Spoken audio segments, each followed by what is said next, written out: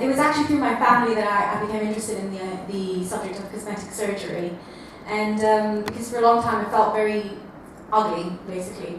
And I started to question myself, why do I feel so differently every time I'm going to Lebanon? Because I've traveled a lot from Cyprus and then when I grew up from London. And I felt very differently going to Lebanon. I have to do my hair and get my nails done and lose some weight, and I still feel inadequate. And then when I moved to London, going back to London, I just felt fine. So I wonder whether it's culture specific or location specific. And so I started the research, and over doing the research, I read a book by Virginia Blum, and she's a social scientist who grew up in the States with a Jewish family on the other side of the world, and yet we had very, very similar experiences with our self-image and our family. So that's, in essence, I felt that it started with the family, or the whole issue of self-image. And would you say that there is kind of like a tradition on family-focused documentaries? There is definitely a genre of family documentaries, like there's one, Stories We Tell, is a really good one. I've gone blank now, I don't think of any. But why, in order to tell this story, what interested you was, in essence, you know, the beauty and the plastic surgery. Why choose the format of documentary as a type of filmmaking that you wanted to use so as to portray the subject or address it or raise a dialogue around it? Well, I was always interested in documentary filmmaking. I actually was here in Cine Studio where I saw my first documentaries. Bowling for Columbine I saw here, and Microcosmos. Microcosmos is a story on the insect world, and I remember one scene with a beetle in it, and the camera was really low next to the beetle, and there was a narration, and I just felt like it was more real than real life, and I really connected with this character that was a beetle. So I just felt like I could tell represent reality through documentary, and also that it's a very personal subject, so I felt documentary would be the best way to do it. What do you think, you addressing the issue of reality, and what is the role of documentary, as very often it is interpreted as kind of a form of documenting reality, especially lately where you see documentary being used everywhere?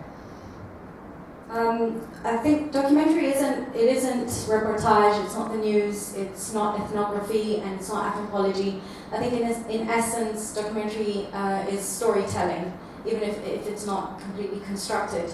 And the role of documentary, I think, is to ethically tell a story, but in a meaningful way. And did you mean for image matters to be truthful?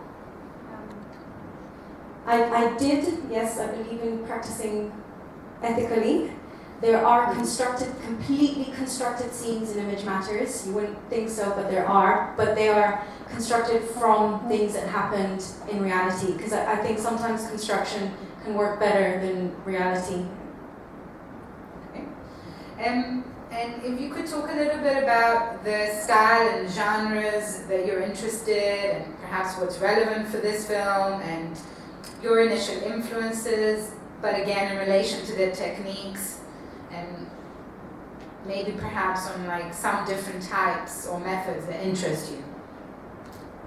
Well, I went to university and I studied there, so definitely the works of like Frederick Wiseman, very sort of observational, long cuts, uninterrupted, no particular narration or veering the story in a certain direction, just sort of very observational. And I felt like, wow, I'm getting to see the truth and nobody's sort of manipulating me into believing anything specific. And then as I continued with the studies and watched more, I started to get influenced by Nick Broomfield's documentaries, like Chicken Ranch, again, quite observational, but then he's in it. That's called participatory performance documentary, where the presenter is in it and sort of driving the story. And then I felt like, oh, this is like real life. He's in it, so he's not pretending to be behind the camera, and this is real. Nobody's like hiding behind. So I think because this is my first feature film, I just play with a few things, and I'm sort of experimenting. And following on from that, could you say, like, if a documentary filmmaker interests you especially, and perhaps why? Definitely Werner Herzog comes to mind. He started with fiction, I think, but always did documentary as well. He does both fiction and documentary. He's done big blockbuster films with Christian Bale in it and Nicolas Cage, and he's done sort of really low budget guerrilla type filmmaking. I highly recommend him. So a bit of a question related, since the Fine Art program is hosting the film. Renzo Martins, a fine artist who released a few years ago what I would call a kind of a documentary, Enjoy Poverty, as part of a wider art project that he did where he works with Congolese people. And he shows it in cinema settings as well as in art shows. Can you comment on this use of documentary, or as Martins describes it, film registration within the contemporary art setting? It's really not my field, fine art. I moved from fine art to filmmaking because I sort of lost faith in the whole establishment. So I'm not really want to say much on fine art, but I did see Enjoy Poverty and I really liked it, but I saw it at the cinema and I thought it was really great there. I think if I had seen it in a gallery space, I probably might have been prejudiced against it, or maybe walked in on it, because I don't know how it would work. Maybe it would be rolling and I'd walk in on it halfway. I'm not sure about documentation in galleries. Often when we see Lebanon in documentaries produced in the West, the focus seems to be mostly about the war and the conflict, or it's underlining it. How do you believe Lebanese documentary and filmmaking relate to this? And can you tell us a film or a documentary that interests you from Lebanese moving image production? I think similarly in Lebanese Lebanese films, there is a lot of there is the representation of the war, and even if it's not documentary, there will be elements of the conflict in films. You can't really get away from it. Some beautiful films by Mai Masri, documentaries, I would recommend, but one in particular which I absolutely loved is Le Surfola, it's called The Kite, translation is Kite. And it's about a family that's been split. It's in south of Lebanon, and they've been split by the border between Lebanon and Israel. And they're sort of trying to negotiate their daughter's marriage to one of the men across the border. And it's just very poetic, very beautiful film. And certain moments really stood out for me in the documentary. So, for example, the fact that we're seeing these really rich women, this niche, so privileged in a country that many have so little. It made me feel that I wanted to know more about, let's say, how the middle class women feel about this. And this was exacerbated, for me at least, by seeing the domestic help in the background, almost invisible, and they never enter into the main frame. And so can you tell us about the choice to focus on the niche group only? Well, I have a lot of talking heads, interviews, social scientists, academics talking to me, telling me information. But in the end, in my footage, I just wanted to sort of let the story play out and let the audience sort of just come to their own conclusions about everything. And the representation, for example, of the domestic help, that's how they are. They're silent and they don't have power and they don't say much. So that's how I wanted to represent them. Also, another aspect was the role of the doctor in the plot, in the documentary plot, and how much attention was placed on him, or the figure, which both times happened to be a man. So I wonder on the statistics, how many plastic surgeons are men? So can you tell us what you think the role of the doctor in all this is? I don't have statistics in terms of men, but yeah, all the surgeons I met were men. And in this particular film, even though it's full of women and mostly dominated by women, the person in power is a doctor and he's a man. And I think that's representative of how it is. The women are sort of running the show, but it's still in a man's world. And also the position of the doctor is questionable because he's a scientist.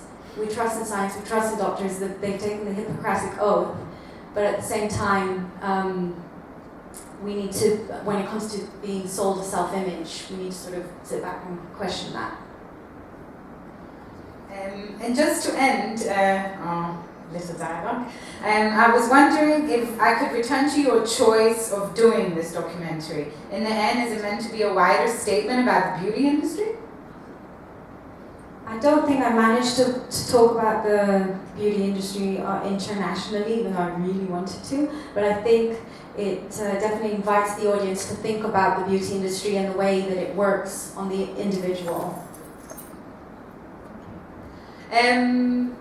So now, if you would like, if anyone has any questions or comments to make, then please feel free. We're going to take a few minutes to just take some questions. Sorry, we don't have a moving No, it's microphone. okay, I can.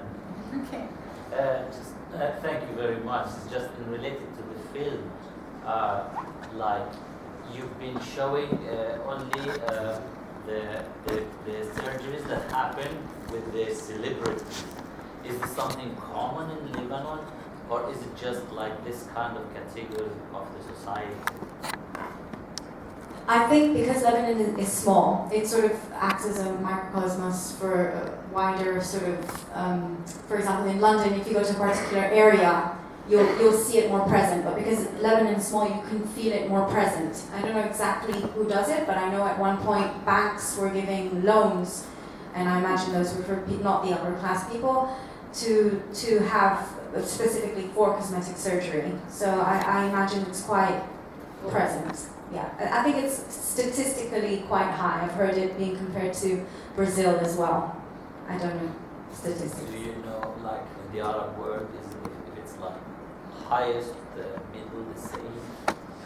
I don't know statistics, but I know that the Arab world is on the cosmetic surgery map because they do it very obviously, the way that many women do it. That there's a certain fashion in the beauty, the big cheeks, the big lips, the big breasts, whereas in Europe, they do it very subtly. I've overheard women talking in the cafe in London, for example. They did a little bit of here, a little bit of here. They won't exaggerate it. Whereas maybe in the Arab world, they have this more sort of voluptuous idea of beauty. Does that answer? I love the project. And Abby and I Thank were in you. Lebanon last January, and really felt the way that the war was sort of in high contrast to whatever else was going on. That's not what I wanted to ask you about, though. I'm obviously coming at this from sort of a position as an American. All the news last year was about Bruce Jenner, who I thought was the most awesome athlete when I was growing up. That he was a great male runner, and now he's become Caitlyn. And I thought it was fascinating. What you pointed out was that these women wanted to become something, well, let's put it this way. Bruce Jenner became Caitlyn. He became something that was always the inside of him. He became who he knew he was, and that's what his surgery was about. And these women became who they wanted to be, or they were thinking. There was much more conflicted, this discussion that was in your film, and so beautifully presented as a question and a complicated question. Anyway, it's just more of a comment. Thank you very much. Yeah, I think they do. There are all these elements sort of coming into play, as you can see, social, family, all of this stuff. And it's exactly what you're saying.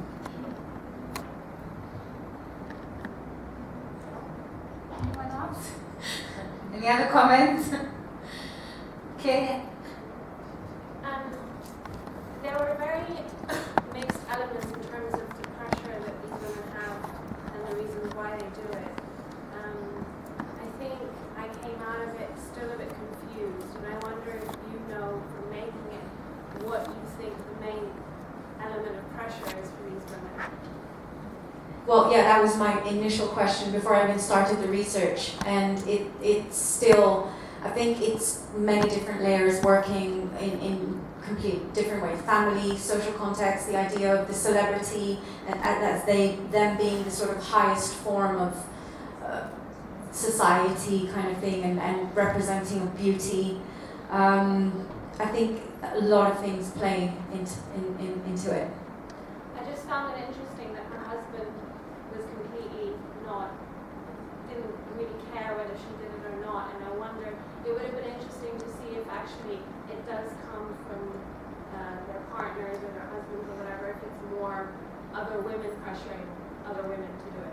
Well, yeah, initially that's what I went into it thinking. It's the men putting the pressure and they want, and definitely there is this, I think they have an idea, there's this idea of beauty, and where it comes from is no one really knows, but it's sort of like almost, it's very strong and powerful there. I don't know particularly about the partners, but I definitely think it boils down to being, it's going to sound a bit cliche, but it's about love in the end of the day. Like, you hear it a few times, do you love me? Thank goodness you love me. Like, it's this need and want to be accepted, and I think it does come from that. Yeah. Okay, if no one else has any questions, and thank you so much for being here with us tonight, and I hope you stay away from the dust for the next couple of days. Thank you.